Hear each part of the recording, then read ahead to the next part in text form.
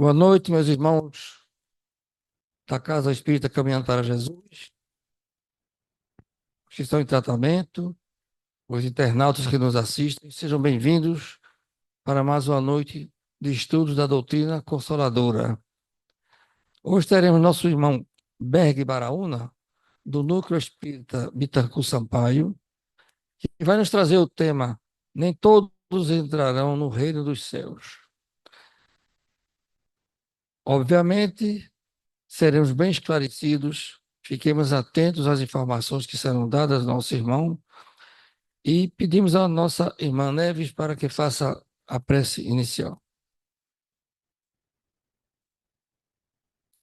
Divino e amado Mestre Jesus, nosso irmão Antônio, mentor dessa casa de oração e de trabalho, nossos sinceros agradecimentos pela paz, pela harmonia, pela assistência que nos será dada durante o transcorrer do trabalho dessa noite. E em teu nome, Senhor Jesus, pedimos proteção, amparo e discernimento para as nossas vidas.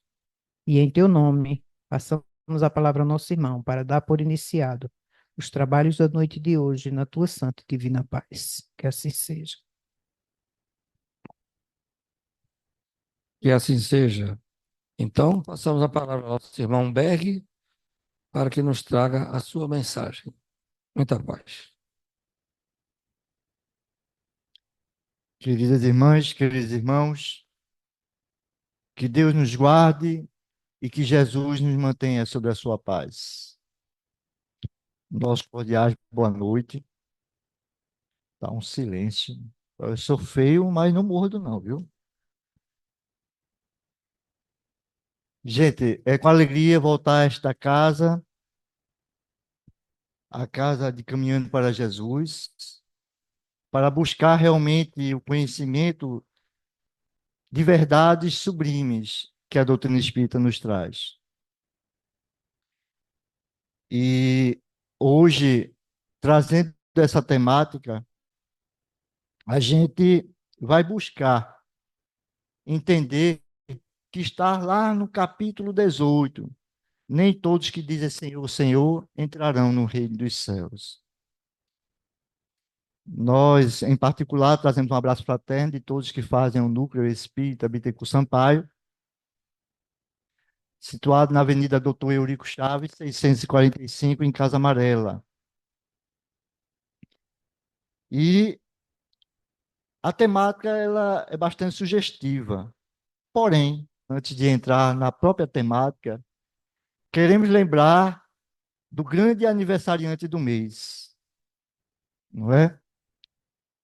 Mas que isso nós vamos deixar, vamos dar aqui um lampejozinho, que ontem eu comentei um pouco sobre ele, mas quem vai trazer para vocês, eu vou pegar uma fila aqui, sabe? Do PDF aqui do Caminhando para Jesus, e não percam, faça aí suas inscrições, que no dia 30 nós vamos ter aqui a presença do nosso irmão Bruno Tavares, da Casa dos Humildes, meu querido irmão, meu guia espiritual encarnado, que ele não escute, porque se ele me escutar, ele me dá uns cascudos.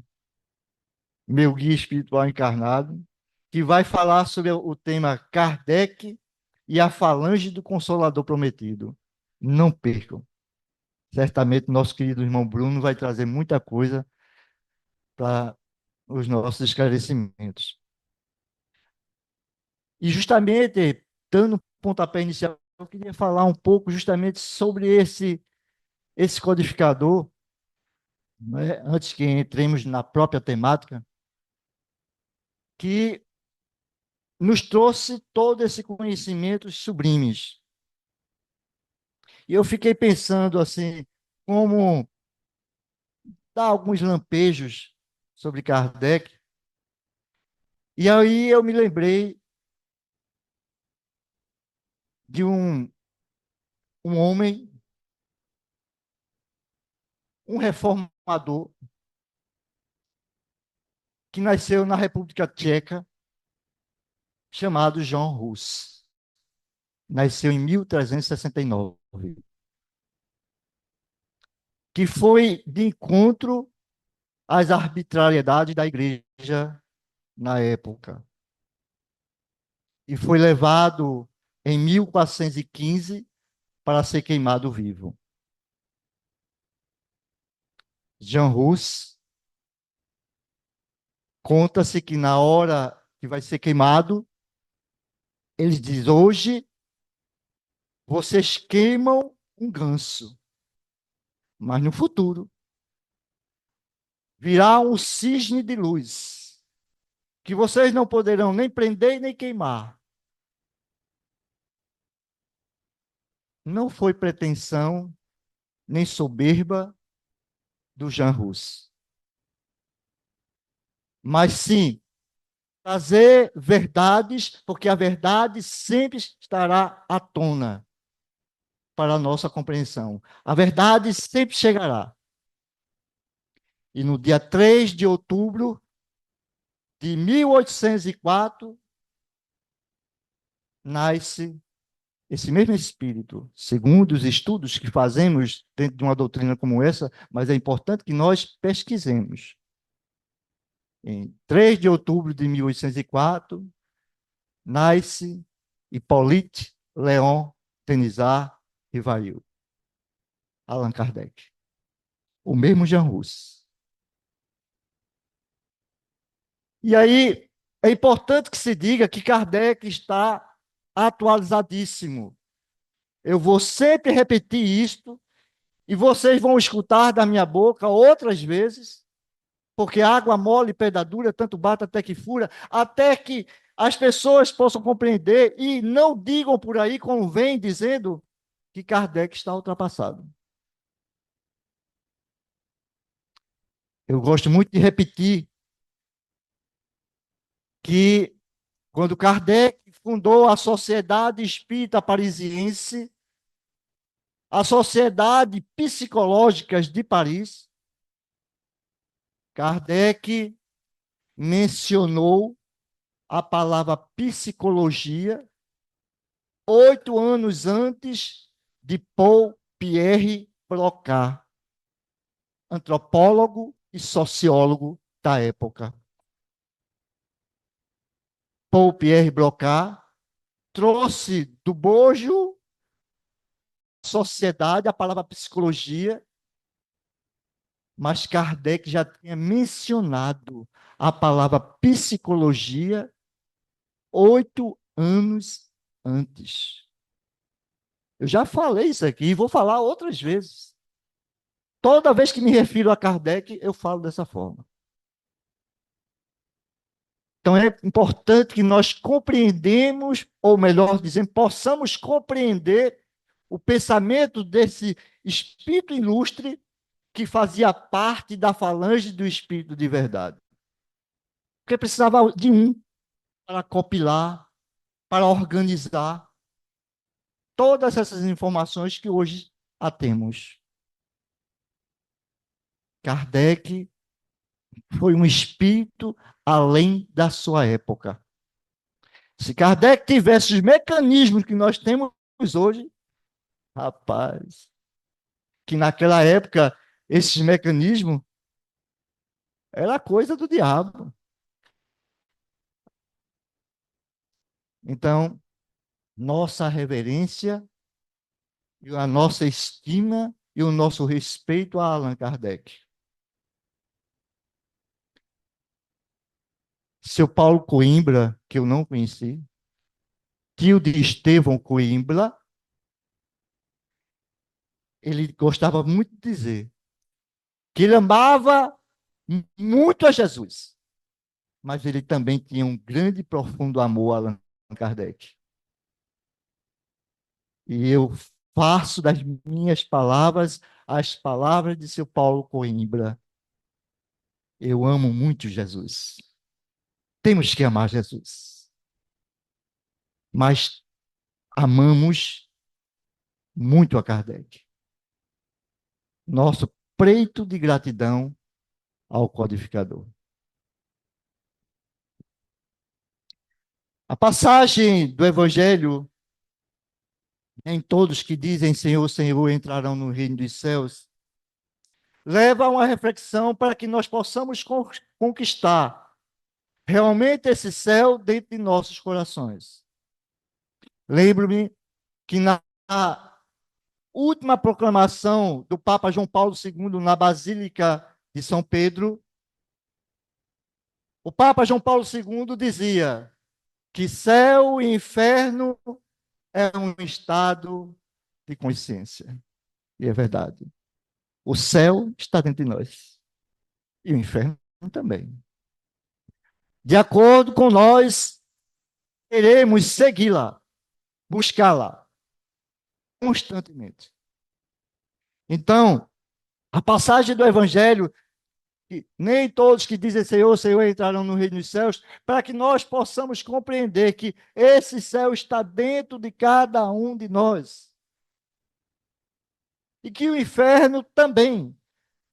E que nós temos que conquistar realmente esse céu e não buscá-lo nas coisas externas. As coisas efêmeras que passam, porque tudo passa, como diz Chico Xavier. E aí eu quero começar dizendo assim: nas velhas tradições de um pensamento budista, vamos mergulhar na história de Ananda, discípulo de Buda. Ananda, que jornadeava pelo sul da Índia, por aquelas ruas empoeiradas, já cansado, diante de um poço, encontra uma mulher e diz: mulher, dá-me de beber, pois tenho sede. A qual Ananda, quando pede para ela um jovem belo, e aí ela, como era uma pária, e os párias, sabemos que é a ralé da sociedade, uma palavra significativa para dizer, pessoas simples. E aí ela olha para ele, vê a marca de um Brahmane, uma das castas sacerdotais da Índia, e diz: como é que tu me pede água? Pois eu sou uma pária, e os párias não têm vez na sociedade. E ele diz: me dá-me beber, pois tenho sede. Ela dá a água a ele, e ele pega os seus apetrechos e vai para o templo. E ela, sendo uma bela jovem também, ela fica entusiasmada. E vai à mãe e diz que está louca por aquele jovem, apaixonada. E aí, neste momento, ela diz: mãe, eu quero o Ananda para mim. Eu quero Ananda para mim. E a mãe diz que vivia nos atos de feitiçaria. É impossível adentrar aos orifícios mentais de Buda. Mas, mãe, eu quero Ananda para mim. E a mãe começa a mexer nos aparatos de feitiçaria. E, em dado momento, o jovem está dormindo lá no templo e espectros, começam a sombreá-lo. Buda, que estava descansando, vem e, quando se depara com aquela situação, através dos seus sentimentos sublimes, afasta todas aquelas coisas negras, os espectros, os espíritos. Ananda acorda suado, porque ele está sonhando com uma bela jovem. E aí, ele pede para que Ananda possa meditar cada vez mais, estudar cada vez mais. E aí, a mãe não consegue. E aí, o único orifício é dizer: filha, vai a Buda, conversa com Buda. A jovem pega todos os seus apetrechos e vai ao templo. Muita gente para consultar com Buda, e em dado momento, ela diz: eu quero Ananda para mim. A que Buda disse: muito bem, mas para que tu possas conquistar Ananda, tu precisas chegar ao nível que é qual ele está. Então, vai para o templo, medita, analisa, busca o comportamento espiritual e a jovem vai meditar. Passa-se algum tempo e ela volta a Buda e Buda a escuta e ela diz: mas ainda eu quero Ananda para mim. E Buda diz: medita mais, toma mais reflexões, espiritualiza-se. E aqui ela vai, medita mais, volta a Buda novamente, e quando ela volta, e Buda manda chamar Ananda, e diz: Ananda, essa jovem lhe quer ter ao seu lado. Ela diz: eu não quero mais Ananda, porque eu já tenho Ananda dentro de mim. Então eu não quero mais Ananda. Aqui Buda arremata com bastante sabedoria. A alma só conquista algo por fora quando se é conquistada por dentro. É verdade. A alma só conquista algo por fora quando se conquista por dentro. O nosso céu tem que ser conquistado por dentro. Por isso que na passagem do Evangelho diz assim: aquele que escuta minhas palavras e a pratica é comparado àquele homem que constrói sua casa sobre a rocha. Está na passagem que nós estamos estudando à noite. E logo os ventos vêm e sopram sobre aquela casa. A chuva vem, os rios sobem e abatem sobre aquela casa, e esta casa não é abatida, não é derrubada, porque ela é construída sobre a rocha. Mas aquele que escuta as minhas palavras e não as pratica é considerado a um homem insensato, que pela qual constrói sua casa sobre areia. E logo que as chuvas vêm, os ventos sopram, o rio sobe e abate sobre aquela casa, e a casa rui, e grande é a sua ruína. Esta é a passagem do Evangelho. Como estamos construindo a nossa casa? Qual é o edifício pela qual nós estamos construindo a nossa casa? A nossa casa íntima, para que possamos entrar no reino do céu que já se encontra dentro de cada um de nós. Há muita prepotência ainda da nossa parte. Muito orgulho, muita vaidade, muito egoísmo. Sim. Da nossa parte. Eu não estou dizendo da parte de vocês. Eu estou me colocando porque eu estou falando no plural do indicativo. Da nossa. Nós somos ainda criaturas muito orgulhosos, vaidosos, prepotentes, egoístas. Queremos ser melhores do que os outros. Por isso, o convite constantemente para organizarmos a tarefas de evangelização nossa numa casa como essa que nos oferece oportunidades. Neste instante, foi chamado para o trabalho de campanha do Quilo, que pelo qual eu já sou legionário, desde 1989, quando eu saí do Exército. E conheci o irmão Saco e a irmã Mochila. Mas outras tarefas também existem dentro da casa espírita para que a gente possa se alistar no comportamento do bem para reformas interiores. Mas, diante de uma busca constante, nós ainda não queremos. Queremos muitas vezes que os espíritos resolvam os nossos problemas. Mas nós é que temos que resolver os nossos problemas. é uma constante em nossas vidas. Quem de nós já não viu, muitas vezes, ou já falou, uma pessoa dizer mesmo assim: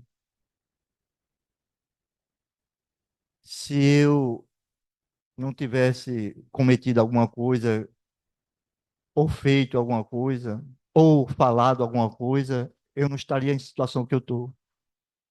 Eu já até falei isso aqui em outras oportunidades. E eu vou bater nessa tecla, porque nós espíritas, nós sabemos do nosso compromisso, todos nós. Nós não podemos jamais dizer que nós não sabemos. Todos nós sabemos qual o comportamento que nós devemos ter uns para com os outros. E nós somos muito desrespeitosos uns com os outros. Somos. Existe uma disputa constante. A par dessas brigas de guerras aí fora e as nossas guerras particulares. As nossas querelas. Eu estou falando assim no popular para que a gente possa entender. Para que nós possamos colocar dentro de cada um de nós. Nós temos querelas, sim. Eu tenho as minhas querelas a ser resolvidas. Sim, por que não? Porque eu não sou ainda uma criatura espiritualizada, estou buscando me espiritualizar. Todos nós. O expositor que vem aqui, nós, trabalhadores da Casa Espírita, somos criaturas ainda doentes, doentes da alma.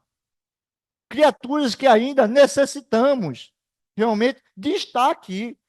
Não que a doutrina espírita está nos prendendo, botando uma coleira, não. Mas é aqui que nós devemos estar.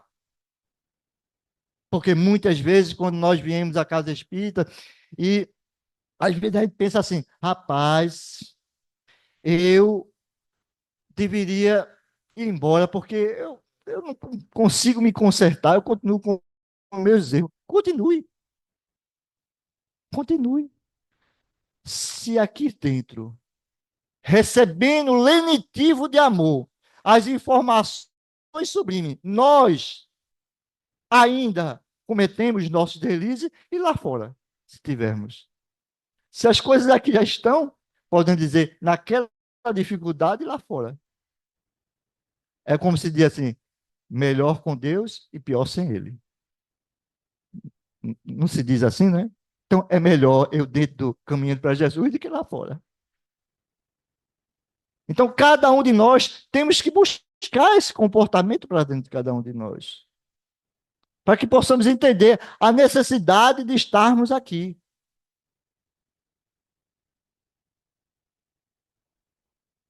Então, Allan Kardec, a sua explicação nessa passagem, e diz assim, é o capítulo 18, tá, gente? Muitos chamados e poucos os escolhidos, e tenhamos cuidado com isso, porque uma vez eu vi uma pessoa dizer assim, talvez uma falta de informação precisa, e disse assim: somos todos chamados, mas nós, os espíritas, somos escolhidos. Eu olhei para ele assim, só se for você, porque eu não.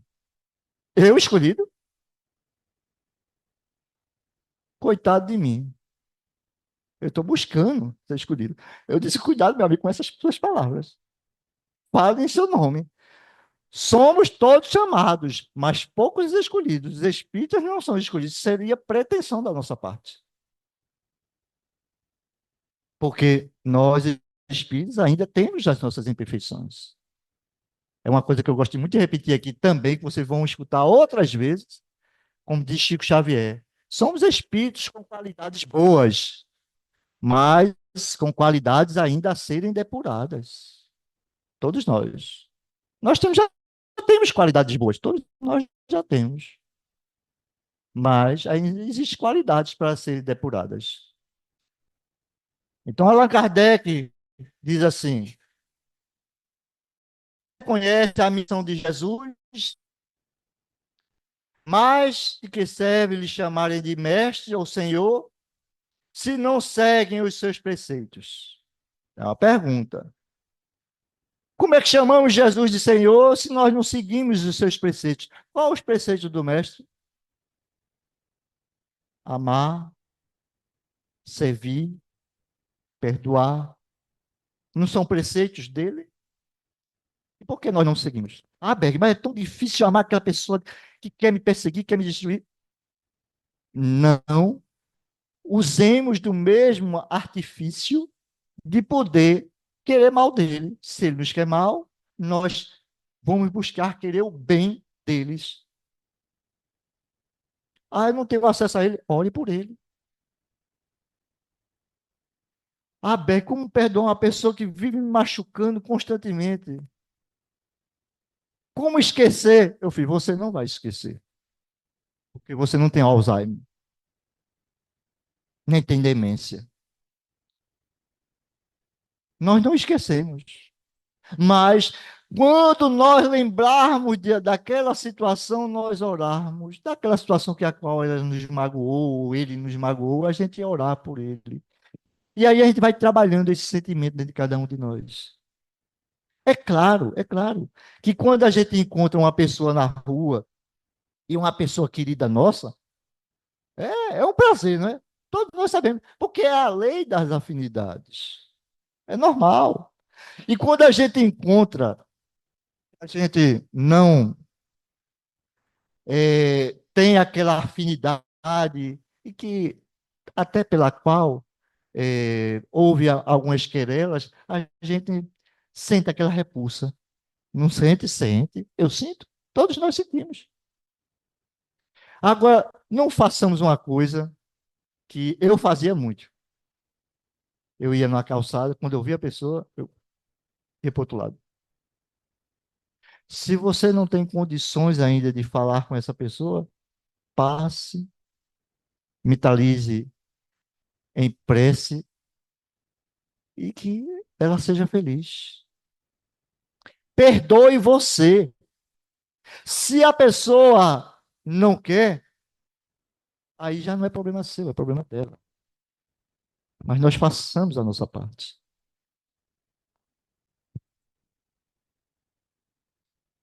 Servir uns aos outros, temos que servir.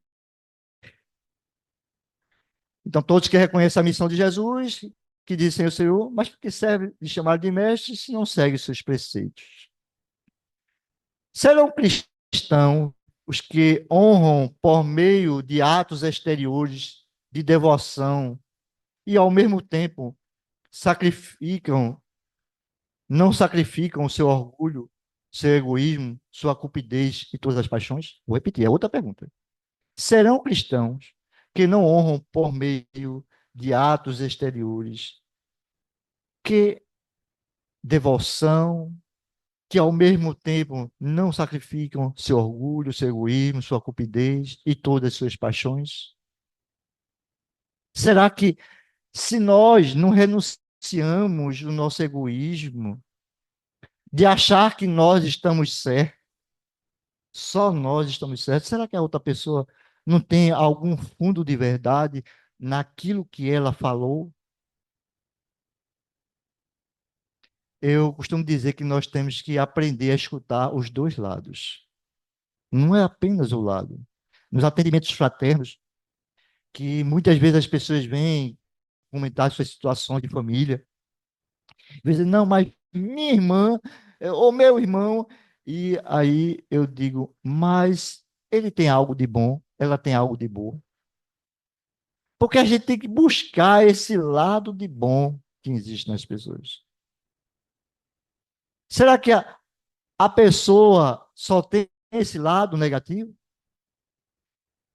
Tem uma frase de Chico Xavier, se eu não me engano, é do Chico. O Chico diz assim: prestem bem atenção. Se você faz um esforço para suportar uma pessoa, fiquem certos que essa pessoa também faz um grande esforço para lhe suportar. Então, é uma lei de buscar realmente essa reconciliação com os outros. Não é uma tarefa fácil, não é. Mas são os preceitos do Cristo. Mas nós não a seguimos. Nós ainda perseguimos. Falamos para o outro, conversamos, cochichamos ali, cochichamos acolá, e começamos a falar do outro, dizendo: olha, fulano fez isso, fulano fez aquilo. Então tenhamos cuidado com esse rumo de conversas, porque não nos leva a nada. E uma das pessoas mais perigosas é a fofoqueira. O disse-que-disse dentro de uma casa espírita, ou dentro de qualquer lugar, destrói. Então tenhamos cuidado. Eu gosto muito de seguir um preceito que eu já falei aqui em outras oportunidades, e vou falar outras vezes que eu venho aqui. Vocês vão dizer assim: mas Berg, de novo, eu vou dizer, feito o baby da família dinossauro. De novo. O Cristo Jesus disse que nós devemos ser como um feixe de varas. Um feixe de varas se quebra uma, duas, três, quatro, até 5 varas. Pode se quebrar. Mas quebrar todo o feixe de varas é impossível. Eu já carreguei feixe de vara no interior, lá em Moreno, na casa da minha tia. A gente ia para a mata, enrolava o feixe de varas, botava no lombo, caminho de casa. Tente quebrar um feixe de vara.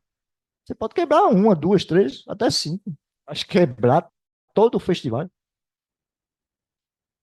E aí, Jesus arremata nesse pensamento, dizendo assim: os meus discípulos serão reconhecidos por muito se amarem. E é a verdade. União. Allan Kardec dá prosseguimento a esse pensamento de Jesus, quando ele fala das sociedades espíritas, quando ele diz: numa sociedade espírita, quando não tem união, ela rui. Então, tenhamos cuidado, até com a nomenclatura que nós damos às nossas conversas alheias. Porque nomenclatura de dizer assim: ah, não, na casa espírita a gente faz comentários fraternos. Comentários fraternos. É fofoca. E tenhamos cuidado. Tenhamos cuidado. Então, qual é o preceito do Cristo?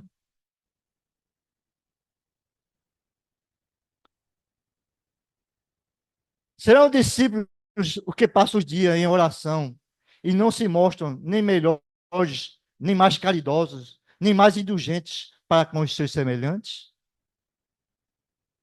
Aqueles que passam o dia orando, jejuando, mas que não são nem caridosos,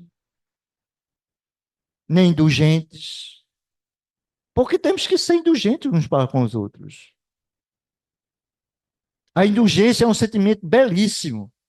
E ora, se eu quero que uma pessoa seja indulgente para com as minhas fraquezas, por que eu não ser indulgente para as fraquezas das pessoas que me cercam? Então eu tenho que buscar essa indulgência como um sentimento sublime. E na lição a indulgência, diz que a indulgência não vê os atos alheios, não faz comentários destruidores. Porque nós que realmente buscamos o trabalho de indulgência dentro de cada um de nós para conquistar o céu, para entrar no reino do céu, nós temos que buscar esses sentimentos sublimes. Sermos indulgentes uns para com os outros.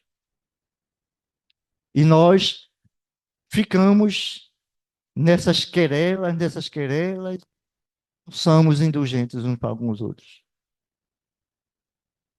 A indulgência é um sentimento muito sublime, gente.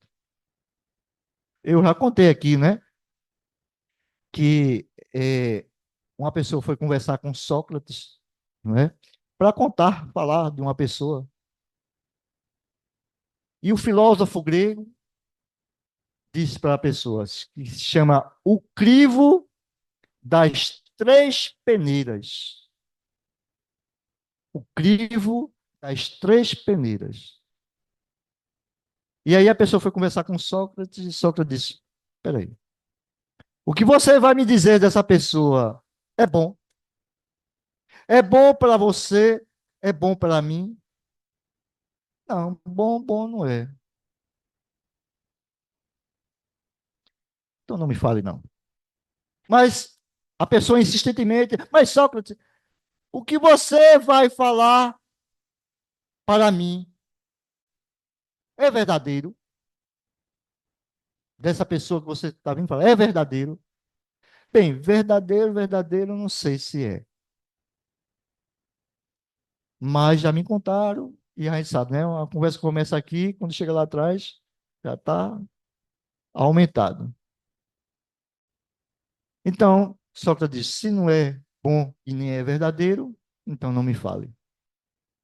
Mas a pessoa insistentemente, e Sócrates diz: o que você vai falar é útil, vai ser de utilidade para você e para mim?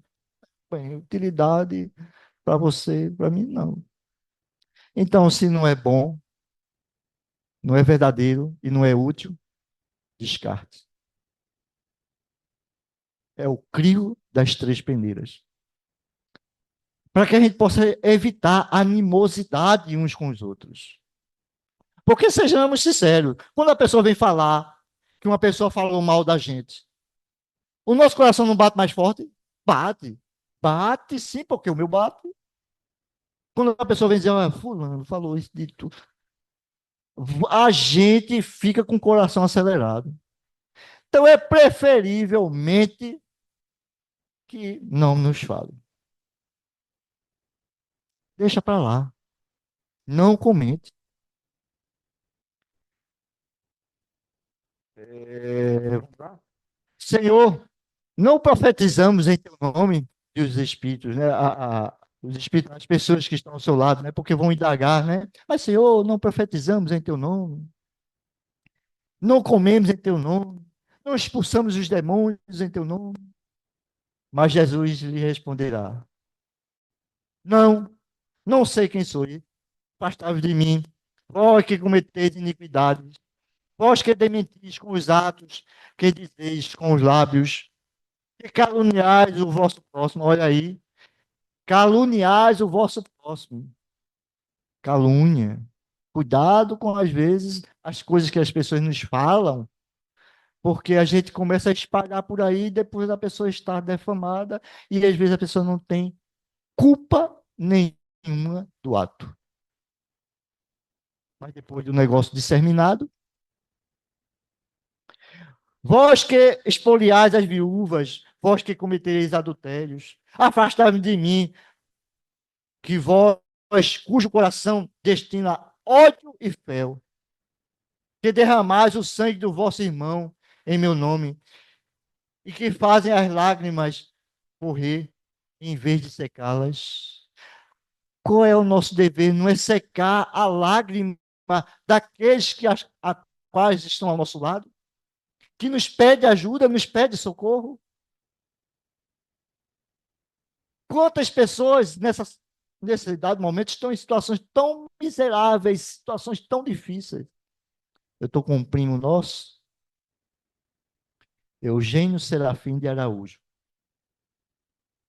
Está no hospital, uma situação muito difícil, já fez várias intervenções cirúrgicas,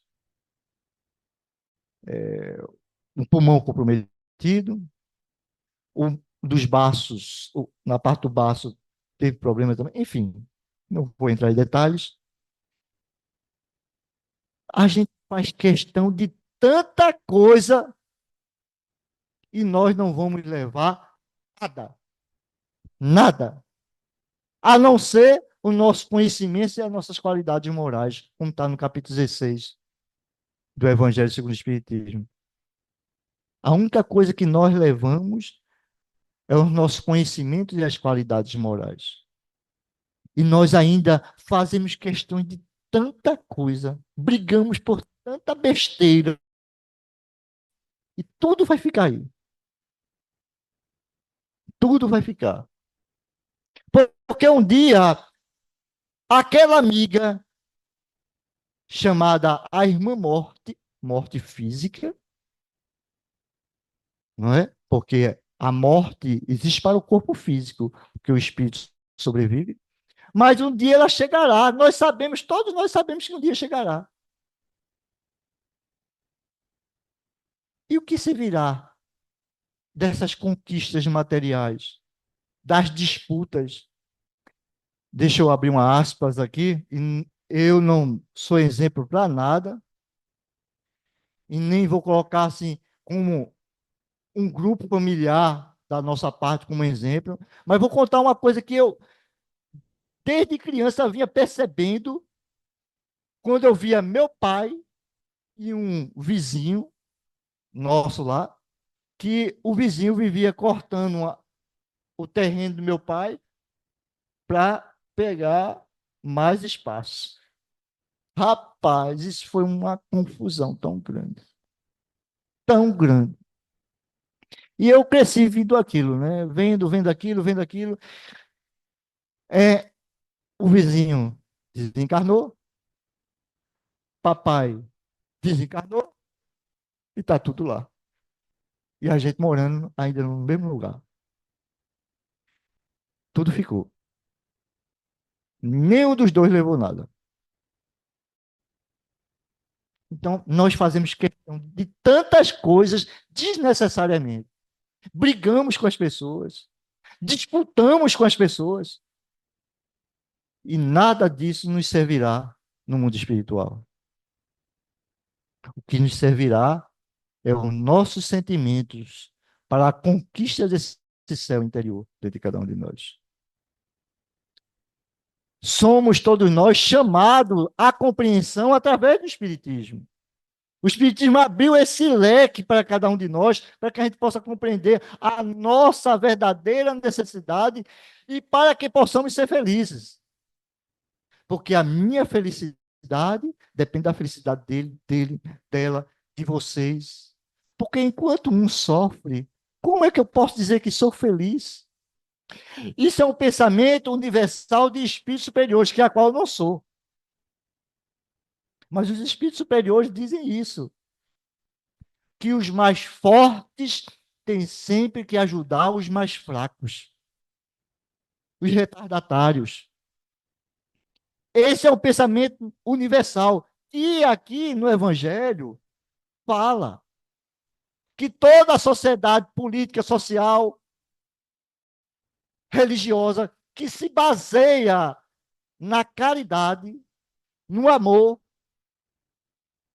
esta é uma sociedade infincada sobre a rocha, como a casa. Está aqui no Evangelho, no pensamento de Allan Kardec. Então, cada um de nós estamos construindo as nossas casinhas. E queremos construir a nossa casa sobre a rocha ou sobre a areia. A rocha do amor, da caridade, do perdão, da injustiça, da benevolência,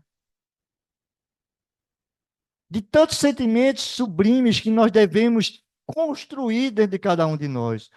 Ah, Berg, você já é desse jeito? Não, não sou. Eu estou tentando construir também, como eu falei no começo, todos nós estamos tentando construir esses sentimentos dentro de cada um de nós. Por isso a convivência um com o outro é importante.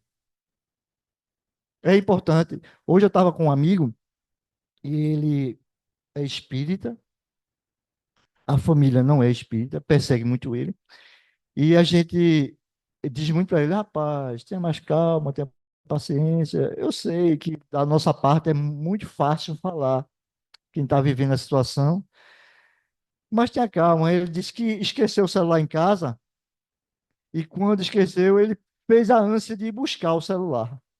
Mas ele disse, eu vou deixar, porque se eu for buscar, a mamãe e a família vai ficar lá reclamando de mim. Já vai para aquele antro, já vai para aquele lugar. coisas horríveis fala do Espiritismo, a família. Eu disse a ele, quando tiver assim, pegue sua moto, que ele tem uma moto, pegue sua moto, vá para a instituição, vá para algum canto, não discuta, ore por ele. É uma tarefa não fácil, mas é um desafio para ele. E aí alguns dizem assim, Berg, será que ele nasceu numa família errada? Não, ele nasceu na família certa. Porque aqueles que a qual não aceitam por ele estar na doutrina espírita e que persegue ele, que calunia ele, que fala mal dele, que fala mal da doutrina, foram pessoas que a qual ele desprezou no passado. Certamente, não podemos assim julgar, mas certamente ele deve ter desprezado essas pessoas e hoje reuniram-se, estão juntas para compartilhar os sentimentos que muitas vezes está ferido. Não é a proposta da reencarnação? Não é reparar os nossos atos? Bendita seja a reencarnação, que é um trabalho de reparação, de convivência uns com os outros. E nós vamos encontrar no seio da própria família muitas divergências, muitas situações tão, podemos dizer assim, tristes de ver, mas que só o amor há de construir os sentimentos entre aquelas pessoas que ali estão, que são pessoas caras umas para as outras. Então, ninguém nasce no lugar errado.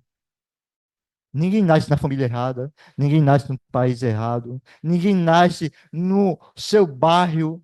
Ah, eu não queria morar nesse bairro, não. Não, nós nascemos naquele bairro. Eu moro em Casa Amarela mesmo, ali, no Vasco da Gama, ali perto da igreja do Padre Severino, onde me deu muito cascudo. Padre Severino, eu maloqueiro dali, da área. E aí, Padre Severino, de vez em quando, dava uns cascudos na gente. Capelão do Exército. E eu depois fui servir Exército, mas não encontrei ele. Mas se eu tivesse encontrado, mas que trouxe muitas informações, eu aprendi muito com o Padre Severino. Aprendi. Ele só não me explicou uma coisa. Ele só não me explicou aquela situação daquele rapaz que eu já contei aqui, que vivia ali na Ponte de Ferro, todo atrofiado, todo troncho, cego, e pela qual eu indaguei a ele, né? Padre Severino, o que é aquilo ali? Porque eu perguntei a papai e a mamãe, porque a pessoa estava naquela situação ali, vivia na Ponte de Ferro, aí papai dizia, é mistério de Deus. Mamãe dizia, é mistério de Deus. Eu ia muito para a igreja. Quando eu tive a oportunidade, eu, padre, eu passei ali com papai, mamãe, lá naquela Ponte de Ferro, um meninote de 12, 13, 14, 15 anos. E eu perguntei a ele, ele disse, meu filho, isso é mistério de Deus. Tá certo, padre. Deixa o mistério para lá. Só que o Espiritismo acabou o mistério. Ali tem um espírito encarnado.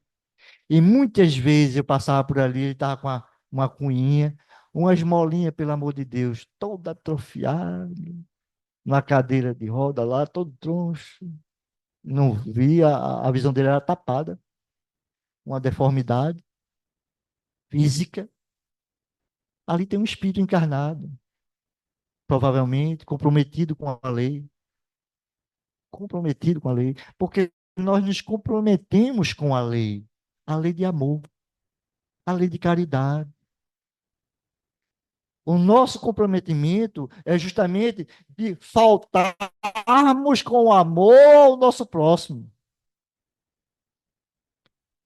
E quando nós abrirmos os nossos olhos e entender que nós temos que amar, independente como seja a situação que a pessoa esteja fazendo para nós, seja como for, amemos-nos uns aos outros.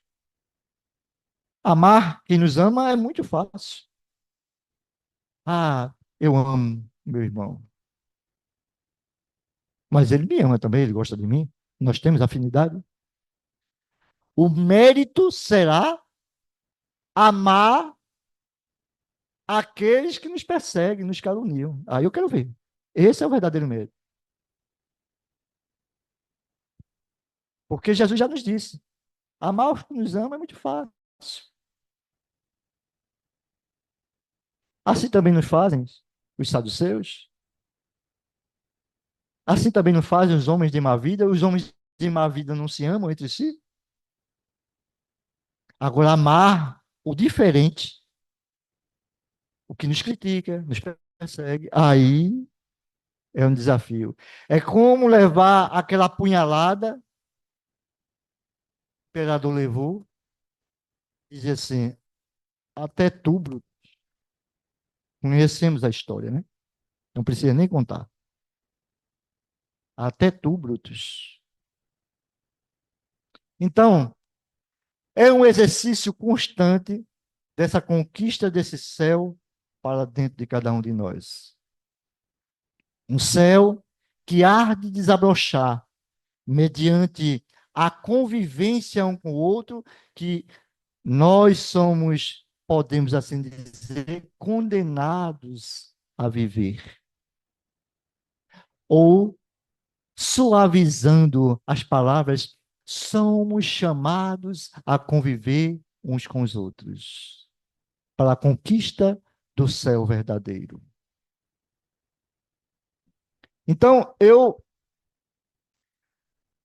vou encerrar, ali ainda falta 6 minutos, mas com a lição belíssima que está aqui no Evangelho segundo o Espiritismo, chamada a paciência. Não é porque eu sou paciente, não, gente. Eu estou tentando desenvolver. Todos nós estamos desenvolvendo. Nós temos a paciência dentro de nós. Falta desenvolver. Porque Deus colocou tudo dentro de cada um de nós. Agora falta desenvolver. Então, a lição a paciência diz assim: a dor é uma bênção que Deus envia aos seus eleitos. Não vos aflijais. Pois quando sofrerdes, antes bem dizer o contrário, o Deus onipotente que marcou pela dor nesse mundo para a glória no céu. Sedes pacientes. A paciência é também uma caridade. E deveis praticar a lei da caridade ensinada pelo Cristo enviado de Deus. A caridade que consiste na esmola dada aos pobres é a mais fácil de todas. Mas há uma bem mais penosa e, consequentemente, bem mais meritória. Perdoar aqueles que Deus colocou em nosso caminho para serem instrumentos do nosso sofrer e pôr a nossa paciência à prova. É verdade. A vida é difícil, eu bem o sei.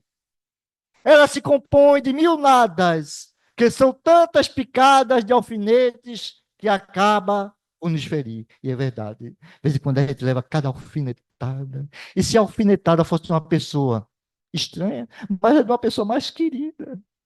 Uma pessoa que a gente estima tanto, e a pessoa vem lá e nos dá uma alfinetada. Coragem, amigos. O Cristo é o vosso modelo. Mas sofreu ele qualquer um de vós, ou seja, de todos nós, né? Enquanto vós, ou seja, nós, tende o vosso passado a vos espiar e vos fortalecer para o futuro. Sedes, pois, pacientes, sedes cristãos. Essa palavra encerra tudo. Um espírito amigo abre 1862. A lição da paciência. Mas, Berg, você decorou, foi? Mas quem quiser me levar para casa e achar que eu sou paciente, me leve, viu? Eu estou desenvolvendo ainda a paciência. Todos nós estamos desenvolvendo. Vamos todos nós conquistar esse céu, dentro de cada um de nós, amando, servindo e perdoando sempre uns aos outros. E pouco a pouco nós vamos estar com passo a buscar entrar nos reinos, ou melhor dizendo, no reino dos céus. Que Deus nos abençoe. Assim seja. Obrigado, Berg, na mensagem de reflexão. Nós ainda vivemos no mundo da insensatez. Mergulhamos nas profundezas dos oceanos, buscamos o universo, o cosmos, mas não mergulhamos no nosso interior para nos conhecermos e nos reformarmos ao ponto de podermos entrar no reino dos céus.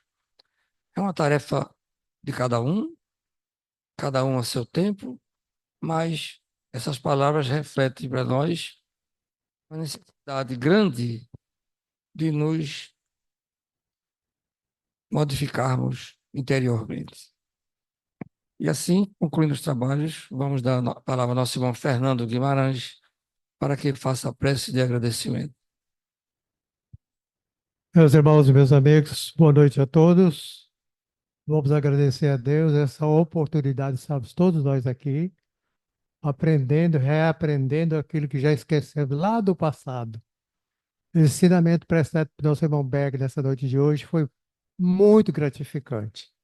Que possamos levar para nossas casas, para nossa vida, o que nós podemos aprender sobre a doutrina dos espíritos, a educação, a maneira, a conduta com nossos irmãos que militam conosco, que andam de mão dada conosco. Porque só assim poderemos um dia galgar planos mais elevados, através da nossa mudança de conduta, através da nossa educação. Não poderemos chegar do outro lado com a mão vazia, porque nós já temos um pouquinho de conhecimento, principalmente nós espíritas que aqui estamos. Não podemos desencarnar e chegar lá, eu não sabia disso, eu não sabia daquilo. Não, nós temos conhecimento, agora não praticamos e não vivenciamos os nossos conhecimentos dia a dia. Aí seremos mais cobrados, porque aquele que sabe é mais cobrado. Então, vamos sair daqui com mais sabedoria, colocar em prática o que foi dito aqui pelo nosso irmão Beck, e que, se Deus quiser, possamos chegar do outro lado da vida, porque um dia a gente vai deixar esse plano terreno, com certeza absoluta. Ninguém vai ficar aqui. E vamos levar para o outro lado coisas maravilhosas, construtivas que a doutrina espírita nos deixou através das palestras, através dos livros dos Espíritos, do Evangelho, dos estudos e tudo mais. Então, que Deus os abençoe, que Deus os ilumine a todos que aqui estão, agradecendo sempre a Deus essa oportunidade de estarmos aqui nessa casa de oração e de trabalho, porque aqui a nossa casa, que a gente possa aprender e colocar em prática toda a nossa vivência do dia a dia lá fora, porque lá fora é uma batalha, lá fora é uma guerra, né? Seja do trabalho, seja lidando com as pessoas, com os amigos, todos nós temos uma mentalidade diferente, então é uma guerra. Então vamos agradecer ao Papai do Céu, agradecer a Deus essa grande oportunidade de estarmos aqui nesta escola do Espírito, encarnados e também desencarnados. Então que Deus abençoe, que Deus ilumine, hoje, agora e sempre. Devolvo a palavra ao nosso irmão Luiz, que ele possa encerrar a primeira parte dos nossos estudos e que nós possamos ir para a nossa segunda parte, que é a parte dos passos, se Deus quiser. Que assim seja. Então, meus irmãos, encerramos o trabalho na primeira fase, permissão a Deus, a Jesus, para encerrarmos os trabalhos. E, por favor, mantenham-se harmonizados, em silêncio, receptivos para o passo que será feito daqui a pouco.